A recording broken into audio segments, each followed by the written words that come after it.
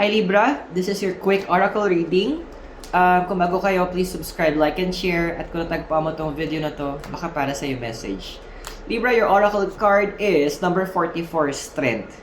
Stand your ground now. Andoon na tipo na, yes, people may not be agreeing with you. May mga tao na sabi na nagsasalita sa likod mo. Let them. Doon sa talaga deserve nila doon sa likod mo, behind you. It's time that you replenish your strength din. It's time na you retreat and check ano ba yung mga capacity ko? Ano ba yung kaya kong gawin?